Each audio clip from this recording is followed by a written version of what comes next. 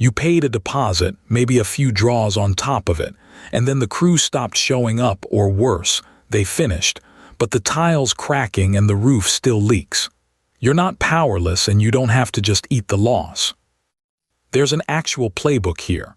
Document what happened, send a real written demand, and if that doesn't move them, you've got at least 3 separate levers: a licensing board complaint, small claims court, and if they try to put a lien on your house over money you don't owe, a real defense against that too. So let's walk through the whole thing.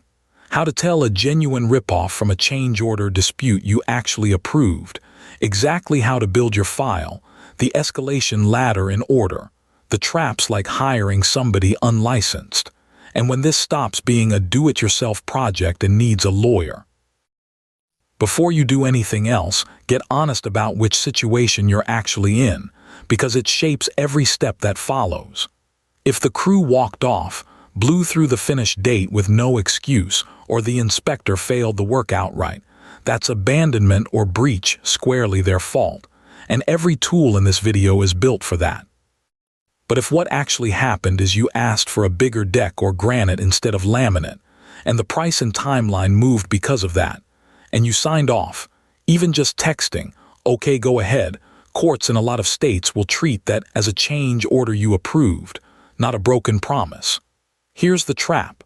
Contractors sometimes blur this on purpose, blaming the changes you wanted for a blown deadline that has nothing to do with any real change order. Pull your actual paperwork before you decide you've been wronged. The answer usually lives in writing, if it exists at all. Do these 5 things in order because the sequence protects you. First, and this trips people up, stop paying. It feels aggressive, but handing over the next draw while the work is unfinished just funds more of the same problem. Second, pull together every scrap of paper. The signed contract, any change orders, the texts about scheduling, and copies of every payment, canceled checks are gold because they prove exactly what was paid and when. Third, walk the property and photograph the problem the way an inspector would, and let your phone's own timestamp do the dating for you. Fourth, if you can afford it, get a second contractor or a licensed inspector to look at the work and put their assessment in writing. That independent voice matters enormously later. And fifth, don't skip your own contract or your state's law. A majority of states, including big ones like California, Florida, and Texas, actually require you to give the contractor written notice and a real chance to fix a defect before you can sue at all. Skip that step, and you can hand them a free technical defense. This is the single most skipped step, and skipping it costs people real leverage. A demand letter isn't a courtesy. It's evidence that you gave the contractor a documented fair chance to make it right, and a licensing board or a judge will ask whether you did that. Be specific. Not you did a bad job, but the bathroom you were paid $4,000 to finish by March 1st is still untiled. Complete it by this date or refund the deposit. Put a real deadline on it. Some states' right-to-cure laws set the number for you, like Washington's 45 days or Wisconsin's 90 working days, so check before you guess. And send it in a way that creates a paper trail, certified mail with a return receipt, or email plus a red receipt, so nobody can later claim they never heard from you. In several states, this letter is also a legal prerequisite. You can't even bring a consumer protection lawsuit until you've given the business a chance to cure. Here's the whole ladder, and the order matters. Skip a rung and you weaken the ones above it. You start by documenting, because everything downstream depends on that file being solid. Then the written demand, because most licensing boards and consumer protection laws expect to see you try to resolve it directly first. If that goes nowhere, step 3 is a complaint with your state's contractor licensing board. Most states have one. And it's free, though, as we'll cover. A board complaint alone usually won't get your money back. Step 4 is where the money actually moves. Small claims court, where you sue directly for what you're owed, or if the contractor turns around and files a lien on your house claiming you owe them, This is where you fight that lien with the documentation you built in step 1. You don't have to do these one at a time and wait. You can file the licensing complaint and prep the small claims case the same week. The latter is about sequence of leverage, not a mandatory waiting period. Nearly every state licenses contractors above a certain job size, and that license is more leverage than people realize, because a board complaint follows the contractor around, even to future customers who check before hiring. Take California's CSLB as the example. Homeowners can file a complaint online for free, and the board investigates poor workmanship, abandonment, and license law violations going back up to 4 years. But CSLB says outright that its job isn't to get you a check. It's a regulator, not a collector, so a complaint by itself doesn't put money back in your pocket. That's where a recovery fund comes in where states have won. California's fund can pay licensed contractor victims once you already have a court judgment you can't collect on, and Nevada's version is even more concrete, up to $40,000 per homeowner, but only after you've exhausted other remedies, and only for licensed contractors. The board complaint and the recovery fund are real tools, but they're the backup plan behind an actual judgment, not a replacement for one. This one's federal, not state, and easy to miss because it only kicks in for a specific scenario. Someone showed up at your home and pitched you on the spot. Think the storm-chasing roofer knocking door to door after a hailstorm, and you sign something worth $25 or more right there in your kitchen. If that's what happened, federal law gives you until midnight of the 3rd business day to cancel, for any reason or no reason, no questions asked. The seller has to tell you that out loud and hand you 2 completed copies of a cancellation form on paper. Here's the twist that actually helps you. If they never gave you that form, which happens constantly with fast-talking door-to-door sellers, your right to cancel doesn't just vanish. It can effectively stay open, because they never satisfied their own legal obligation. This rule does not cover a contractor you called yourself or a contract you signed at their office. It's specifically about them coming to you and closing the deal on the spot. Now flip the script, because this is the nightmare scenario a lot of homeowners don't see coming. You can pay your general contractor in full and still end up with a lien on your house, because the GC never paid a subcontractor or the lumber yard. And in most states, that unpaid sub can file a lien directly against your property, not just sue the contractor who stiffed them. That's why every time you hand over a payment, you should be asking for a lien waiver in return. A signed document confirming that payment covers that work, so they can't lien you for the same money later. But you're not defenseless if a lien does show up. If it's for work tied to a change order that was never actually put in writing and signed, that's a real crack in it. Most states require a written modification before extra work can be included in a lien claim. So an oral, yeah, go ahead, and add that, often can't legally support the amount they're claiming. A lien like that is worth challenging, not just paying to make it go away. This is where most of these disputes actually get resolved, because small claims court is built for exactly this amount of money and exactly this kind of case.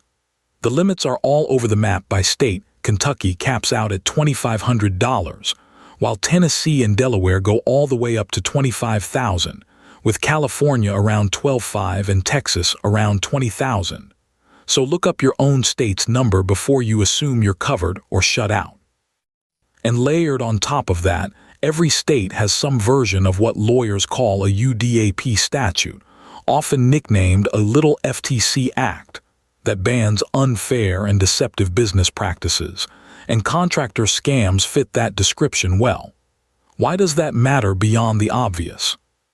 Because a lot of these state laws let you recover more than your actual loss, sometimes multiplied damages, sometimes your attorney's fees, which is exactly the kind of incentive that gets a lawyer willing to take a case even when the dollar amount is modest. Here's a piece of leverage that surprises a lot of homeowners, and it runs in your favor. If the person you hired was never actually licensed for the work, and plenty of contractors operate that way. Some states punish them for it hard. California is the sharpest example on the books. Under Business and Professions Code 7031, an unlicensed contractor generally can't sue you for payment at all, no matter how good the work was or how clearly you owe the money. And it goes further. The same statute lets you sue to get back every dollar you already paid them, even if you're satisfied with the work, just because they weren't licensed. That's California's version, and other states are far less aggressive about it, so don't assume this applies wherever you live. But it's exactly why checking a license before you hire is worth 30 seconds on your state licensing board's website. And why, were they actually licensed, should be one of the first questions you ask if a deal has already gone bad. Run your eye down this table, because it's basically a preview of how a judge or a licensing board sizes up your case before you open your mouth. Every row in the strong column has the same DNA. It's provable on paper, not just in your memory. A signed contract with milestones beats a handshake every time, because a judge can read a contract and can't read a memory. Written, signed change orders are the difference between they added scope and blew the deadline fairly, and they're using scope creep as an excuse. Unsigned, that argument gets a lot weaker for them, which actually helps you. Look at the license row, because it's the one people skip. If the work legally required a license and they didn't have one, that single fact can flip leverage entirely in your direction, as we just covered. And be honest about that bottom row. No photos, no demand letter, nothing in writing means you're building your case out of your own memory against theirs, and that's a much harder room to win in. There's a real line where this stops being something you handle with a folder of photos and a strongly worded letter. If a lien is already recorded against your house, or anyone has said the word foreclosure, stop and call an attorney now. Liens have strict deadlines to challenge, and they attach to your title, affecting your ability to sell or refinance long after the original dispute is forgotten. Get help too if the number is bigger than your state's small claims ceiling, because now you're in regular civil court with real procedure. Bring in a professional if there's a safety or building code problem. That's not just a money question anymore. It can be a habitability question. Or if the contractor has gone completely dark, because that often means the next real move is a lawsuit, not another phone call. And one strategic reason to at least get a consultation. An attorney can package your small claim-sized loss together with a state UDAP claim, which can unlock damages and fee shifting that make hiring them worth it even on a modest project. Many state bars and legal aid groups also offer a free or low-cost initial consult. So here's what to walk away with. First, get honest about what actually happened. A real breach or abandonment is a completely different animal from a change order you signed off on, and confusing the two wastes your time and your credibility. Second, build the file before you do anything dramatic. Photos with dates, every payment record, and a written demand letter with a real deadline, sent in a way you can prove. Third, escalate in the order that actually builds leverage. A licensing board complaint costs you nothing and creates a public record, while small claims court, or defending against a lien with your own documentation, is where the money actually gets decided. And last, don't sleep on the license question, whether they had one, and whether your state punishes unlicensed contracting the way California does, can hand you leverage you didn't know you had. Handled this way, you go from someone who got taken advantage of to someone who made every step of this provable. And that's what actually moves contractors, boards, and judges. This video is general education, not legal advice, and the rules here: contractor licensing complaints, recovery funds, the federal cooling off rule, mechanics liens, small claims limits, and consumer protection statutes, all vary by your state and by the specific facts of your contract. It was researched and produced with AI assistance, including script research, voice, and on-screen graphics, and reviewed by a human against the cited sources before publishing. Before you act, read your own contract. Check your state's contractor licensing board and small claims limit. And if a lien has been filed or a large sum of money is at stake, talk to a licensed attorney in your state.